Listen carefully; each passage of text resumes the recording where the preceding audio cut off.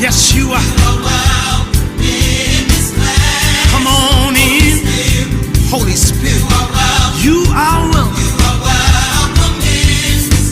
Holy Spirit, you are welcome. You are welcome in this place. Holy Spirit, you are welcome. Yes, you are. Consuming fire, sweet perfume, awesome presence. Come fill this room. Consuming fire, sweet perfume, awesome presence. Come fill this room. Oh, Holy Spirit, we need your presence. Come on in here, God.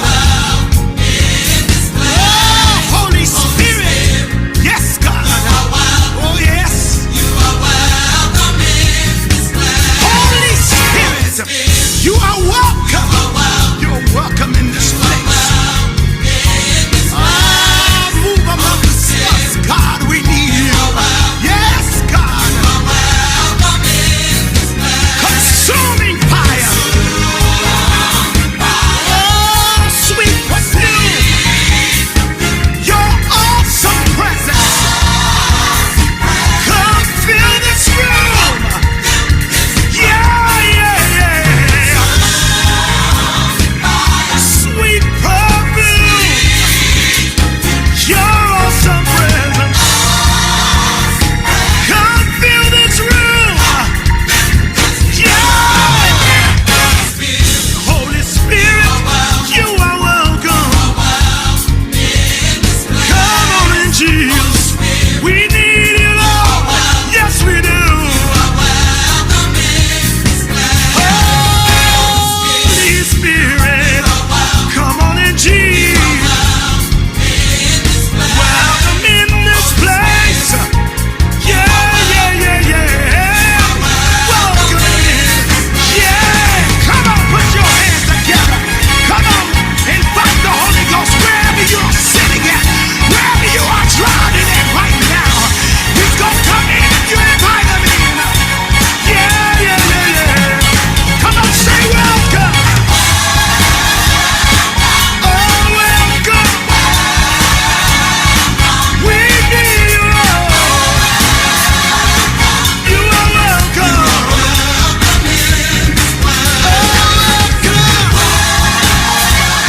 Come on in, Jesus. We need your rain. We need your rain, Lord. Yeah.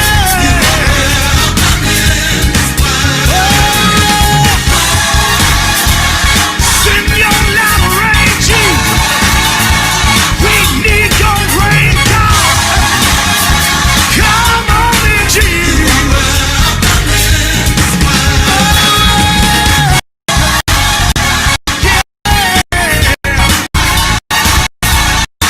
You are invited in, Jesus. You are welcome.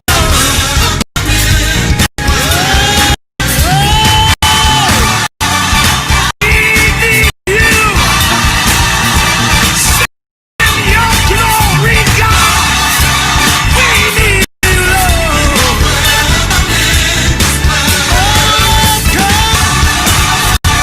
We need you, Jesus. Come on in, God. You are welcome. Welcome in. Welcome in. Yes. This place. Hallelujah. Hallelujah.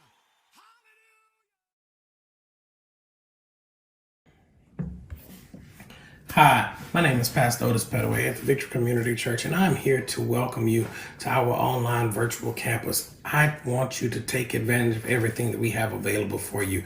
You can join in. You can go to our website. On our website, you can learn about the ministry. You can get to know me and First Lady. You can get to know the different parts of our ministry, things that we're offering. This is your first time joining with us.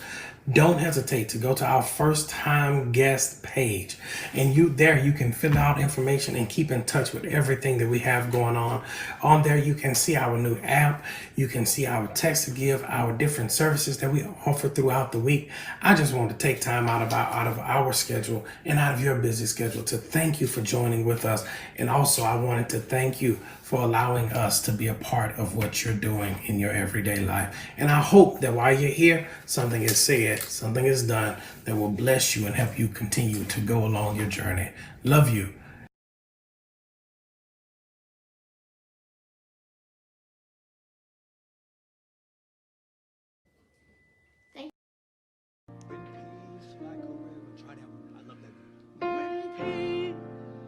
Like a river, attend my soul. When sorrows like sea billows. When sorrows like sea billows roll.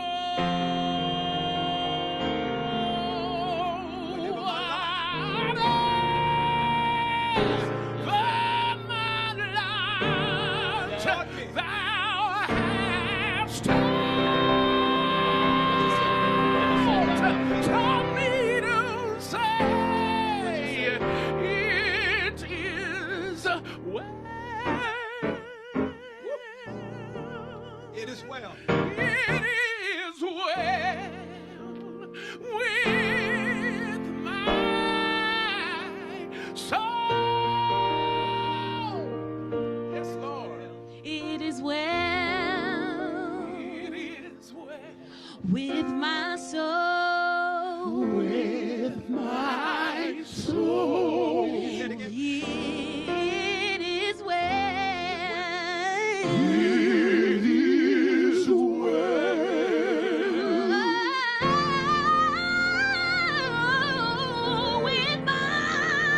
soul. With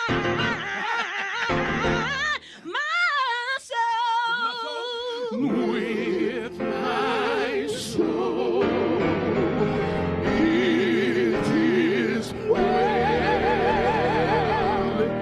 It is well.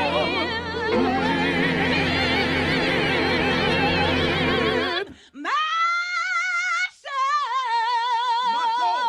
My soul.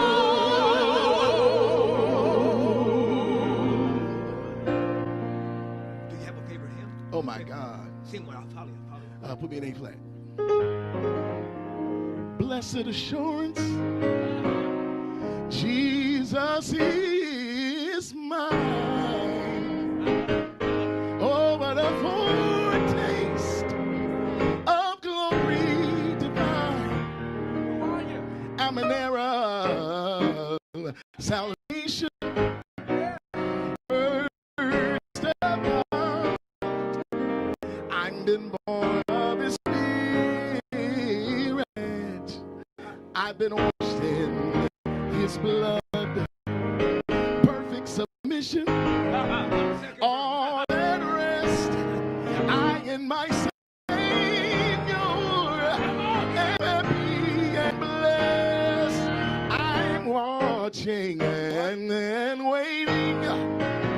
I'm looking above, filled with His goodness, washed in His love. This is my story. This is my song. I'm praising my Savior all day long. This is my story. Whoa, this is my song. I'm praising my Savior all the day long. That's my favorite. That'll never get old.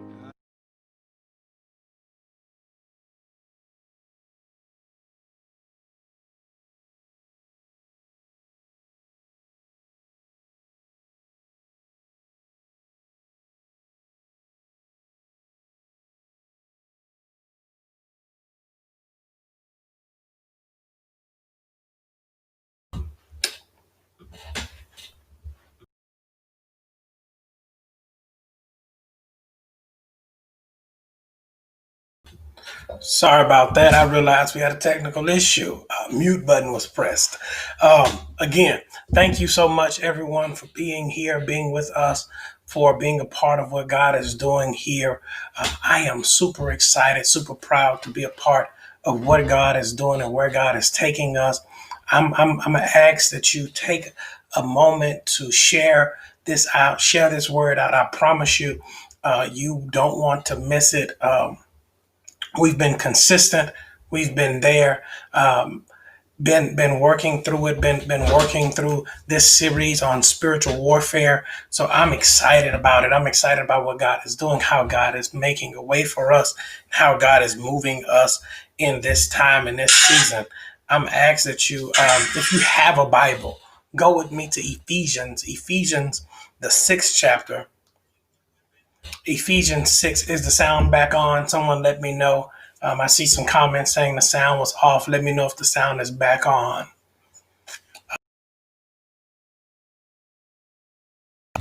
Let me know if the sound is back on. Ephesians 6, verse 12. We're going to continue our spiritual warfare series. Guys, understand this, that the enemy is after us. The enemy is trying to come for us. He's trying to come after our minds, our bodies, our hearts. Before we get into tonight's lesson, I got to take a moment to shout out our First Lady, our senior lead servant. She preached her out of her soul on Sunday. That word, the war between two worlds, preaching, as my pastor would say, in support of the vision. Preaching that thing about the battle of the mind and how you fight this battle in your mind and how we struggle with the stuff that we deal with. So tonight we're going to continue on the same vein on talking about this battle, but we're going to talk about tonight our topic will be, where are we fighting? Where is the location? Why and what are we fighting? Well, this fight, let's describe this fight. That's what we're going to do tonight. Where are we fighting? Ephesians 6 and 12 says this, and I'm going to get into it. It says, for our struggle is not against flesh and blood, but against the rulers, against the authorities, against the authorities, against the powers of darkness of this dark world, and against the spiritual forces of evil in the heavenly realm. I'm going to read that one more time. This is the NIV. I told you all quite often. I quote King James. I read NIV, so I'm trying to read it in my head. Good evening, everybody. Ephesians 6 and 12 says this: for our struggle is not against flesh and blood, but against the rulers, against the authorities, against the powers of this dark world, and against the spiritual forces of evil in heavenly places. I'm going to tie something that we know very well to something that we really don't know well at all. And that I'm going to match these two things up and try to see if we can line them up. Let me give you some statistics. As of October the 26th, 2020, there are 909 total cases of positive testing for COVID.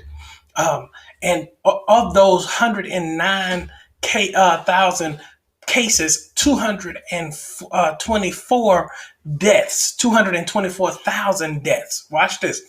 Now, why would you compare COVID with spiritual warfare? Walk with me, because we just read this text. We just talked about it, that we don't wrestle against flesh and blood. But what we're wrestling against is an invisible enemy. It's not a physical fight. You cannot put them hands on the enemy. You cannot run them things up against the enemy. You must wrestle him in spirit. You have to be able to do this warfare in the spirit. Watch this. An enemy that you can't see. Watch this. Both of them. Let me show you some similarities between the enemy and this COVID thing, how they've lined each other up. The enemy, watch this, the enemy that you can't see attacks the body that you can see. That the enemy that you cannot see attacks the physical. The invisible attacks the physical. Y'all gonna get me in a minute. That what you're fighting, what you're struggling with in this spiritual fight, It's a spiritual enemy. It's an invisible enemy. It's an enemy that cannot be traced physically by the natural eye, by what you can see. Well, you can see it on the microscope. You maybe can, but unless you're walking around with it, it's invisible to you.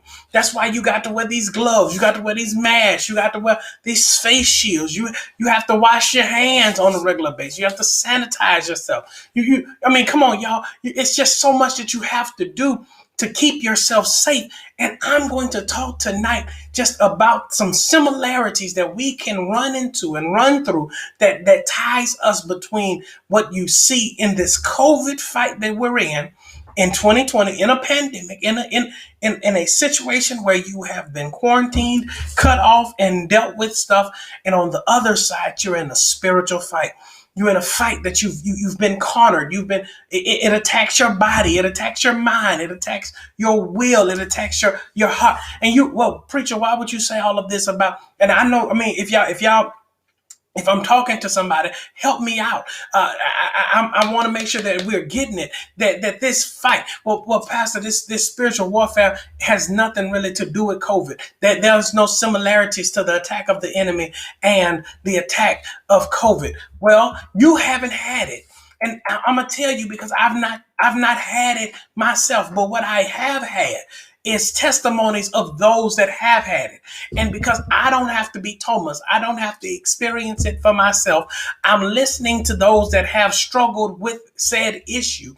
And they said there were times where they got ready to give up. No, it's an invisible enemy. You're not supposed to want to give up. It's not supposed to have an issue with you. It's not supposed to weigh on you. But if COVID can make you give up, it can make you throw in the towel. It can make you, no matter how many Bible verses you got, it physically attacks you and it comes in invisibly. There's no meter for it. There's no recollection to be able to stop and control it. But what it can do is it can come into your life and wreak shock on everything you have going on.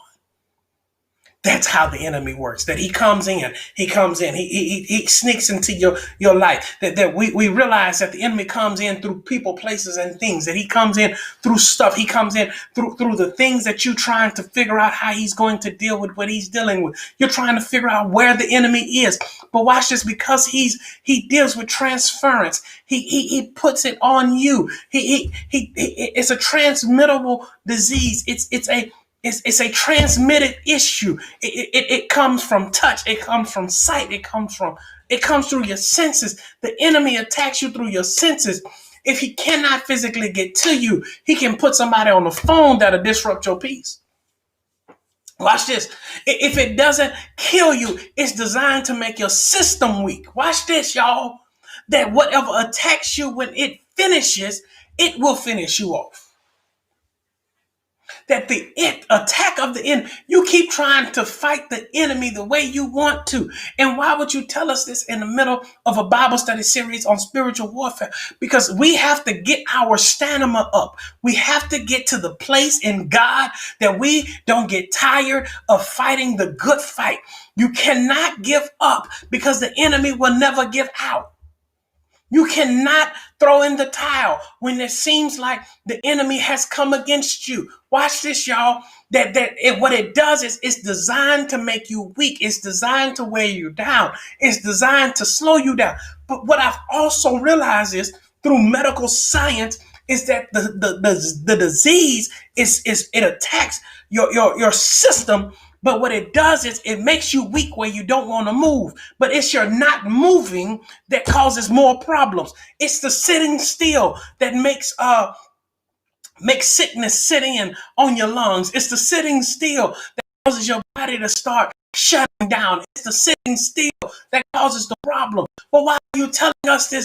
This pneumonia, that's the word I was looking for. The pneumonia sets in from you sitting still with the disease. And that's the problem. That if you bow under the attack of the enemy, your body will start to shut down, and disease and spiritual issues will start to seep in, and you'll start doing stuff you don't want to do. They call it a cough. It's an involuntary cough. Your breathing gets weak. That which was easy to you before becomes hard. You were easy to walk past the situation. That wasn't even a struggle of yours until you let something seep into your system that didn't kill you. It just weakened you. See, I need 2 or 3 people that says, I'm strong, I'm strong, I'm strong. I'm willing to stand strong on what I believe. I'm willing to stand strong on what I have going on, because this fight that I'm fighting is not of flesh and blood. But watch this. If I'm feeling it in my flesh, then there has to be something that I'm missing. There has to be something that has entered me that I cannot see, because it's affecting what I can see. My God. COVID seeks those who who we have called a weakened immune system. Means that your body is not set up to fight. And some of us, because of a horrible spiritual maturity and spiritual exercise and spiritual exposure, because you have not had a spiritual experience on a regular basis with God, and you're not standing up with God, you're not working with God, you're not dealing with God, you don't have a relationship where you can depend on God, and then the enemy attacks you. You have a weakened system. You have not been building your system up. The problem with us today is not that you don't go to church, it's that you don't work it out. You went to the class and learned exercises, but you don't walk out what you've yet learned. And when you don't work out what you've learned, then the problem is that you start missing stuff, because what's on the outside starts affecting that which is on the inside. How do you know that something is wrong with your body when something just don't feel right? Come on, y'all. That COVID seeks those, that the enemy comes after those that are weak, because they are easy to get inside of. They're easy to manipulate. They're easy to take control of. They're easy to make convinced that they're alone, that they're quiet, that God does not care. They're easy. Watch this. If it was not for the attack, the weakened system wouldn't be a problem. If it was not under attack, the weakened immune system would not be a problem. The problem only shows when you are out and about and a fight comes, and then your shortcomings are now on display for the enemy to use. That's the problem. That's the spiritual fight that we're in, because you come to this fight to fight flesh and blood, and the problem is that the enemy uses people, but they're not demonic. Watch this. Their actions can cause a demonic influence, but they aren't the demon. You fighting them, and the demon is long gone. Y'all don't want to talk to me. The same way you realize that that's how the enemy comes in, and how do you fight this enemy? I got 3 things, and I'm gonna be out of your way. 3 things, and I'm gonna get out of y'all way. I'm 90% done, and I hadn't even got to my point. Do y'all see this similarity between this attack of the enemy through the thing that you, through your touch, through your watch this, y'all. I'm a bless 2 or 3 people. I'm a bless 2 people that been struggling with their issues with covering their mouth. That the problem is that you get tired of wearing the physical mask. You got a physical mask that you've put on because you went outside and you strapped it behind your ears, and you're breathing. And if you're like me, you got glasses and they fogging up, and you got all of this stuff going on. But the problem is that the mask is designed, watch this, oh my God. The mask is designed to stop what's in your mouth from coming out of your mouth. Ooh. Because some of us needed to put a shield on your spiritual mouth to cover up from you speaking some stuff. Oh my God. You're struggling because you speak stuff, and because, as the CDC calls it, the droplets can reach other people, and you infect them by your speech. Ooh. God is talking to me tonight. I'm gonna have to go back and watch this all over again. That sometimes the struggle in your spiritual life is because you have a speech issue, because the COVID, the disease, the attack, the pandemic that has ran crazy in your life has shut you out and shut you down because you don't understand that what you're dealing with and what you're going through is because you spoke when you should have had a cover on. How many people have you gotten sick because you refuse to put your mask on? You refuse to put your face shield, your covering. Watch this, because what you find out is that you're wearing a mask does not protect you. The mask is not for you. It's for those around you. Because if you have it, it stops the droplets in your mouth from getting out. Oh my God. That the problem is that you keep speaking stuff in people's ears and they become intoxicated and infected from what you speak because you spoke it in the spirit realm and now it's manifesting in the natural and you're trying to figure out how you got to where you are. But you spoke that broke day in your life while you were saying that I'm broke and I'm tired and you trying to figure out what's wrong with your body, but you didn't put your mask on and you infected other people with it by telling them that you can be saved, sanctified, going to church every week and loving God, and then you still end up in a situation. You still end up in hurt. You can still, and they feel like how I feel. If serving God leaves me in as much pain and problem as you have it, I can stay out there. I can stay out where I am. Three things. I'm gonna get out of your way. That I'm gonna tie this spiritual battle that we're fighting with this enemy, this invisible enemy, the devil, the thief, as Jesus calls him. How can you fight this battle? Where are we fighting? How do you fight this fight? First thing you do, you have to educate yourself. You have to educate. You gotta educate. You have to learn. Whew. It's right here. I got Bible for it. It's right. Matthew 11:29. Matthew 11:29. One of my favorite verses in the Bible. I say it again. One of my favorite verses in the Bible. It says this: "Take my yoke upon you and learn from me, for I am gentle and humble in heart, and you will find rest for your souls." Let me say it again. Take my yoke upon you and learn from me, for I am gentle and humble in heart, and you will find rest for your soul. My God, I'm preaching better than y'all saying amen. I missed the Tuesday, I missed the Sunday. I've been missing noonday Bible study. Noonday prayer. So y'all stick with me. He says, "Take my yoke upon you." You got to educate yourself. Let me walk through this text because I want to talk about educating yourself. He says, "Take my yoke upon you and learn from me." Watch this. Can I walk through this? Y'all, can I walk through it? I just want to walk through it real quick. You have to educate yourself. First thing he says is that take your yoke upon me. Take my yoke upon you. This first word, take, it literally does not mean that he's going to give it to you, where you have to receive it. That you have to receive it if you desire it. That he is yet handing it to you, but you will not get it if you don't pick it up yourself.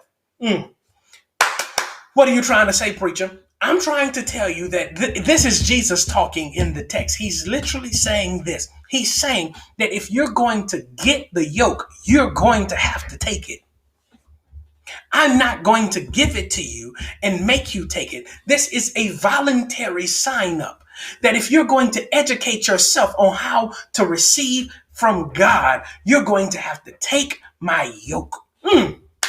Not only does he talk about taking, but he tells you whose it is. He says, take mine. Don't take nobody else's. Don't take nobody else's stuff. I'm sick of these people that go to these conferences and learn from other people and come out with demigods, which are human and God together. They are gods in a situation that don't work out the same.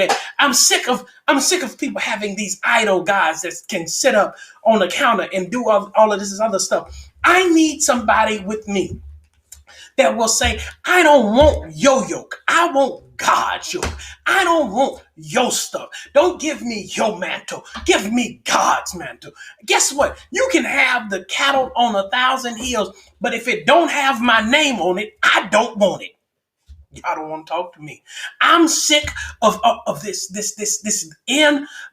uneducated mindset that people have developed where they think that they can come in and just hand you anything and you got to take it because they gave it to you. But baby, let me tell you, the only thing I'm taking is his. It says, my yoke is, take my yoke, the yoke. It's not an egg yoke. I seen somebody do that one time. He's not talking about an egg yoke. He's literally talking about the yoke that they put on cattle. And the yoke is tied to the cattle's neck, and they put it around their neck. But the yoke is normally tied to a younger cow, and the younger cow is put in the yoke with the old adult animal. It doesn't have to be a cow, be an animal. Let's say animal. I'm making sure I'm politically correct. The older animal is yoked to the younger animal, and the younger animal has to learn. So when I walk, you walk. When I come on, y'all know the saying. Y'all know the saying. When I move, you move, just like that. When I dip, you dip. When I sway, you sway. When I stop, you stop. When I back up, you back up. When I go forward, when I speed up, you speed up. But you only can go so far because we're yoked together. See, it's a difference between being close in proximity to each other and being yoked together. There's a difference between being aligned with each other and being connected to each other. See, my hands right now are aligned with each other. They're in the same line. They would never, if I go straight, they would never touch. But guess what? When they're connected, they make noise. Y'all don't want to talk to me. He says, take my yoke upon you. Take my yoke, take my yoke, take my yoke upon you. Don't give it to nobody else. This scripture wasn't for nobody else. This Bible study wasn't for nobody else. This is mine to give to you. Take my yoke and learn from me. Watch this, y'all. I'm 90% done. For I am gentle and humble in heart. Let me tell you who I am. I am gentle and humble in heart. Why can you say that? And you let me go through what I go through? Because what you don't understand is that if you're in the situation with God, you're always in a safe space, even when you're in a troubled situation. Oh my God, that wasn't bad. You can be in a dangerous situation, but in a safe space. Why? Because I know who I'm with. Baby, you can't make me doubt him. I know too much about him. That come unto, because I am gentle and humble. Watch this, y'all. Last piece. For you will find rest for your soul. Why would you say that when you're talking about educating yourself, preacher? Because I'm trying to get you to understand that some people come in around you and they want to teach you how to be in this battle and fight. But guess what? I'm not offering you me. I'm offering you the principle to be able to get to God. Because this if you educate yourself on how to fight this battle, his yoke is easy. Oh my burden is like this.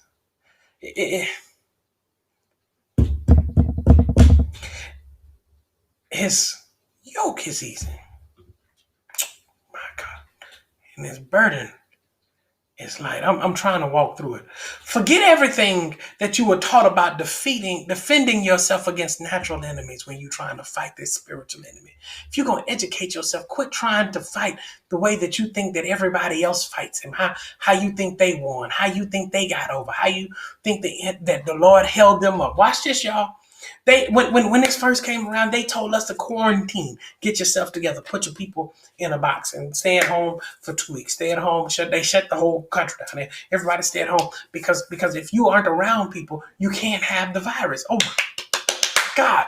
But the problem is that most of us didn't have stuff stored up on the inside to be able to maintain life on the inside until the outside opened back up. So we had to keep inviting outside stuff inside, and it fooled around and got you messed up. Because you didn't have enough stability on the inside, so you had to go to the outside, not realizing that what the outside people were bringing in, you weren't ready to defend. Oh my God! But then you let them around you. Oh, can I walk it through? I'm trying to get out of here, y'all. I haven't been up here too long. I'm trying to walk it through. that you're going to have to understand that some people around you, this word, medical term, they call it asymptomatic.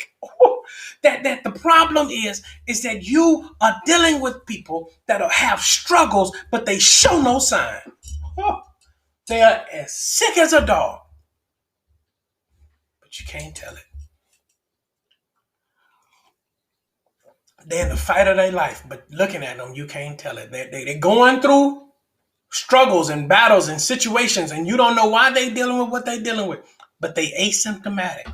It seems like it don't bother them. It seems like they always come out on top. It seems like they got all of their stuff together, but they asymptomatic, baby.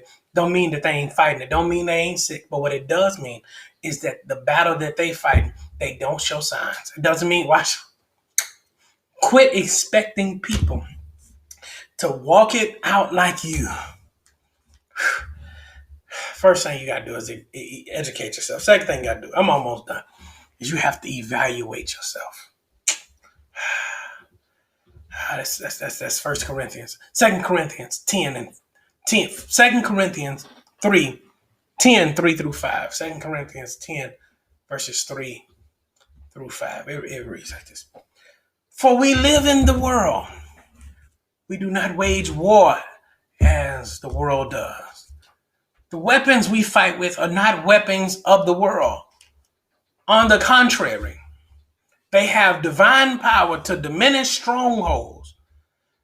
We diminish arguments, every pretension set itself against the knowledge of God, and we take captive every thought to God, to every thought to make it obedient to Christ. What are you trying to say, preacher? If you're going to evaluate yourself, look what you got in your hand. That's what they tell you. They come in, they say, have you had any, when you get ready to go in a place, they say, have you been around anybody that's been sick? Do you have a cough? Do you check your temperature? Wash your hands. And some places they might not have the symptoms, the stuff available to them. They provide you with a questionnaire and ask you, have you done these things? Have you handled what you needed to handle? Do you feel well enough to come and fight this stuff? Because the problem with most of us is that we do real good with evaluating other people. It's them self-checks that cause us problem, because when you got to check yourself, it only hurts you when you cheat yourself. I say it like this most of the time. I say this, and some people might disagree. Everybody get an A when they grade their own paper. That you people get A's when they get to grade themselves. But this you giving yourself an A does not give you the victory. Know who you are and how you can transmit what you got. Know what you're struggling with. Know the fight. Know the battle. Know the stuff that you're dealing with and going through and fighting with. Don't let other people's stuff that they've dropped off with you. Because see, sometimes it's the self-examination. It's the self-examination that frees you up to be able to do what you need to do. It's the self-evaluation that allows you to acknowledge that you're in a fight.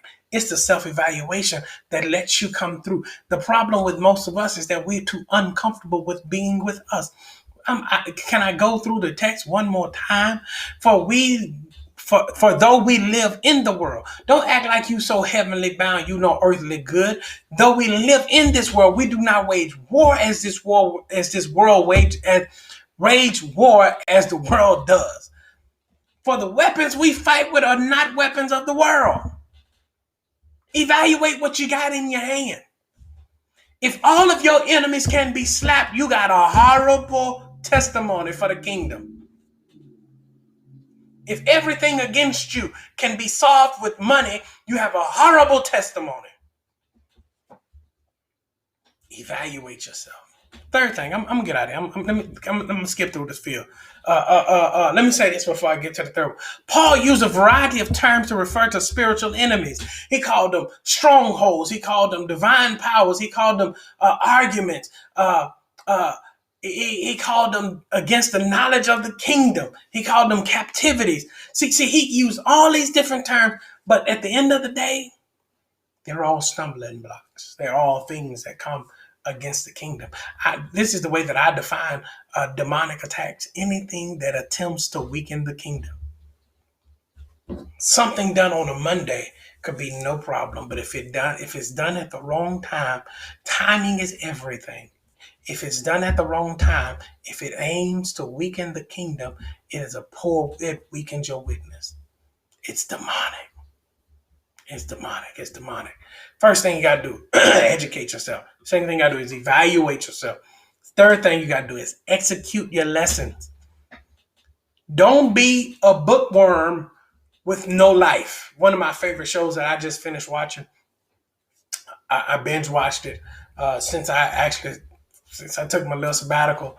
I watched it all 3 or 4 seasons in less than a week. The Good Place. I watched it. I sat down and watched The Good Place. On The Good Place, there's a guy named Chidi. Chidi was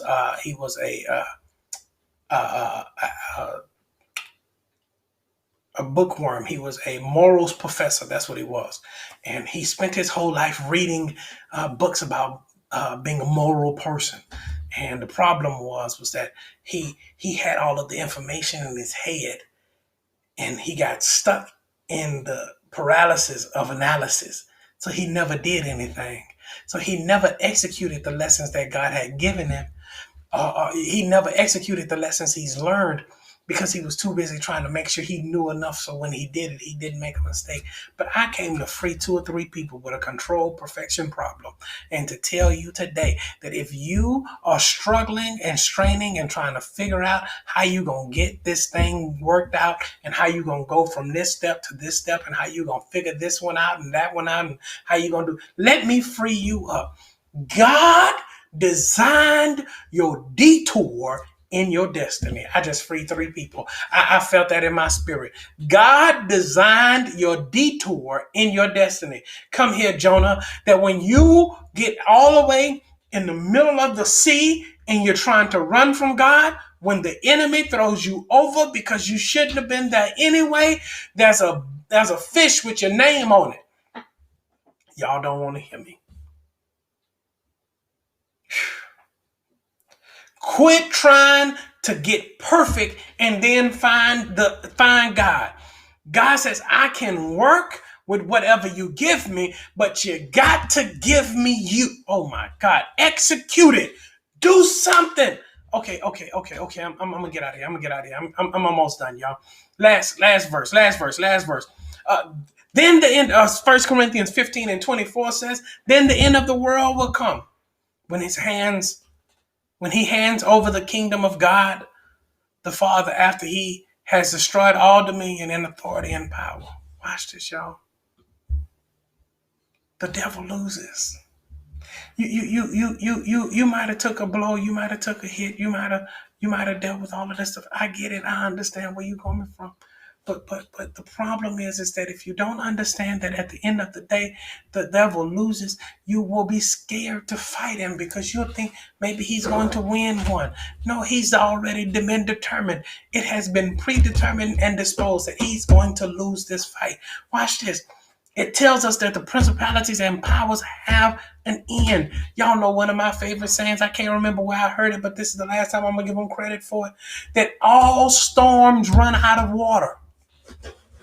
That I'm sick of people that don't understand that you are walking through what you're walking through, and you keep thinking that you're going to stay here forever, but all storms run out of water. You cannot stay in the place that you...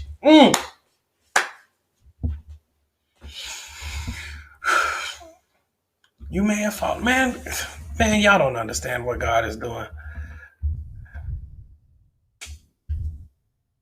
Y'all don't understand. Let me find the words to the song. I don't want to mess it up. Because I feel it. I feel it in my. I ain't saying y'all know I'm not gonna sing. Let me quote the words of our. In case you have fallen by the wayside of life, dreams and visions scattered, you are broken inside. You don't have to stay in the shape that you're in. Watch this, y'all. The potter wants to put you back together again.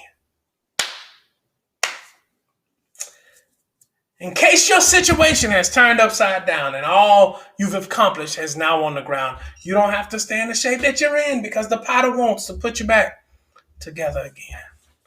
Come on, y'all. Y'all know the song. He says, joy is in the potter's house, love is in the potter's house, peace is in the potter's house. I need 2 or 3 people that'll celebrate with me on a Tuesday night at 7:51 to say, he will put me back together. That I've been broken, I've been hurt, I've been thrown away. I've been cast down. I've been talked about. I've been lied on. I've been cheated on. I've been scandalized by people that wanted to destroy me. But guess what? I have a word for you today. That watch this. Until you give him to you, he's standing there warning. Why? Because the potter wants to put you back together again. That's my celebration. That's my shout. That's my joy. That's my peace. It's in the fact that, watch this, y'all, he cannot put me back until I acknowledge that I've been broken. You've been broken inside. You've been hurt inside. You've been talked about, and it's set down on the inside of you. But the plan I'm executing will not make me focus on what they said about me. It'll make me focus on who's calling to me. Watch this, y'all, because the potter wants to put me back together.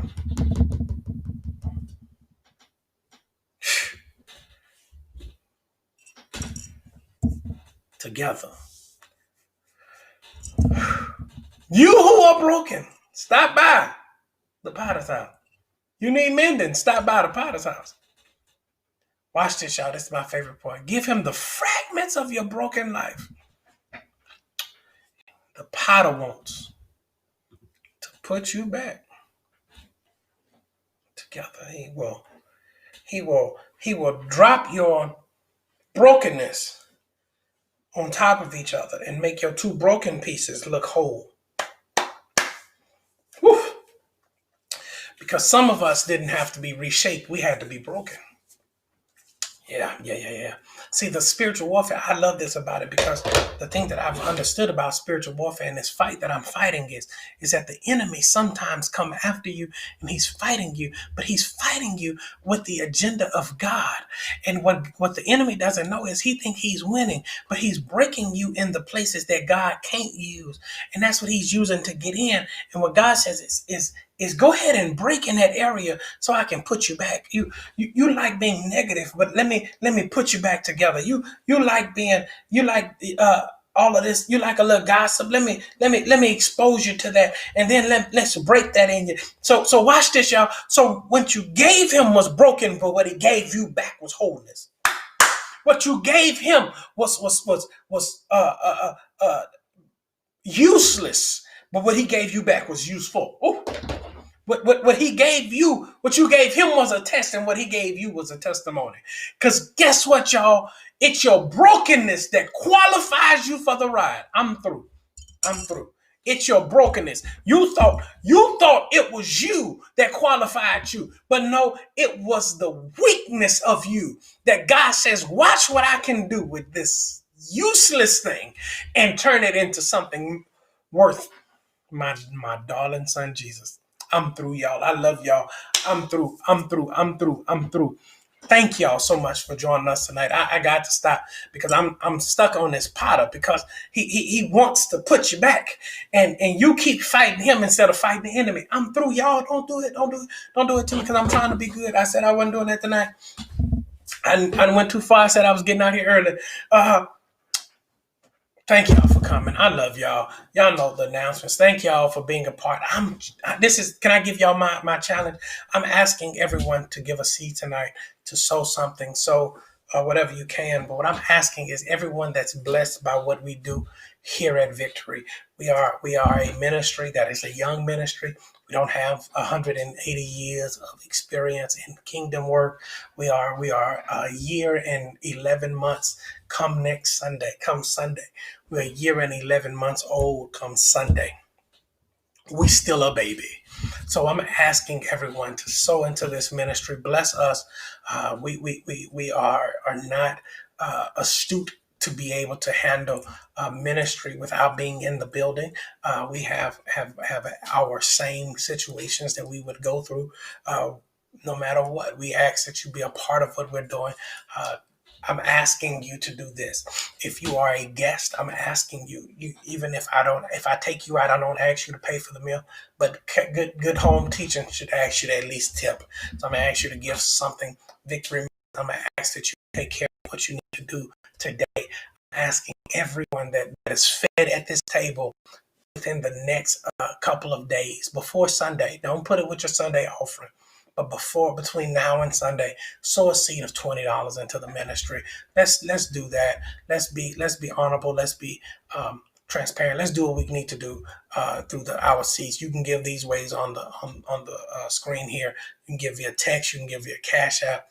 You can give via the website. You can give through our app. You can give through. You can give through our website. You can give through our app. You can give text. You can give Cash App. You can give PayPal. If you're not giving, it's not because of lack of ability or availability. So I'm thank you all for joining with us. Last but not least, our sermon for Sunday is this: the war on my wallet. I'm back in the pulpit Sunday. Y'all, I'm coming back. I'm back in the room. I'm back in the sanctuary Sunday. I'm gonna be in the building on Sunday morning preaching this word, the war on my wallet. I'm taking it back to 744 East Henderson Road Sunday morning. I spent 6 months in the house. I'm going back to the room on Sunday. So pray for me. Pray with me. Ask that God keeps me. It's just gonna be me and my son on Sunday. We asking that you pray with us. Join us Sunday for our time of worship, our time for prayer, that we can be as effective as we can and be. I'm expecting a mighty move of God, but that's what I'm asking you to pray for this word. Pray for what God is doing. I got a couple of surprises for y'all. Join us tomorrow night for our weekly prayer call. You'll be seeing that on our social media stuff going out. Thank you all. Love you all. Thank you for being a part. Thank you for what you're doing. If you're looking for a church home, I don't want to let this go by. If you're looking for a church home, please text Join Victory to 833-8489-7379. Send it to that number.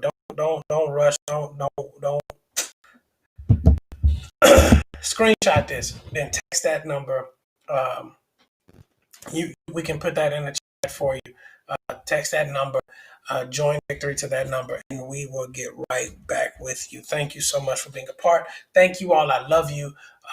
If there's anything we can do, please let us know. I'm trying to make sure I'm covering everything. Again, Sunday's message, the war on my wallet. Oh my God, I'm expecting a move of God on Sunday, and we're going to sow Sunday supernaturally. So I'm asking that you pray now. Start praying now about the seed we're going to sow on Sunday morning at 10 a.m. The war on my wallet. I'm coming against that attack of the enemy that wants to keep you with just enough. We're going for that enemy on Sunday. Thank you all. I love you. And I want you to know one thing as I sign myself out, and y'all know I like ending with a praise break, a praise clip. So I'm going to tell you as on my way out, y'all, he did more than I ever expected. And no matter what I've been going through and dealing with, he's done more than I ever expected. You did more than I ever expected. You did more than I ever expected. Come on, lift it up. Come on, say, you did than I ever expected. Come on. You did than I ever expected. Come on, say, you did more. You did.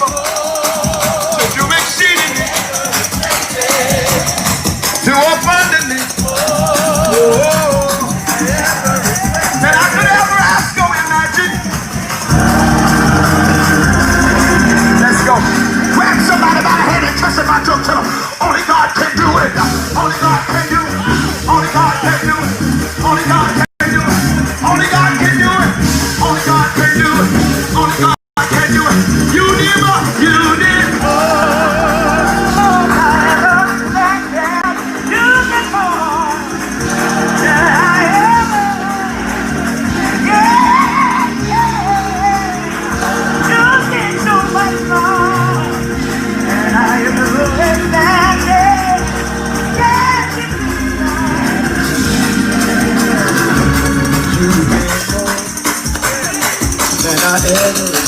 Just lift up your hands in the praise of the Lord. It wasn't easy, but I stayed.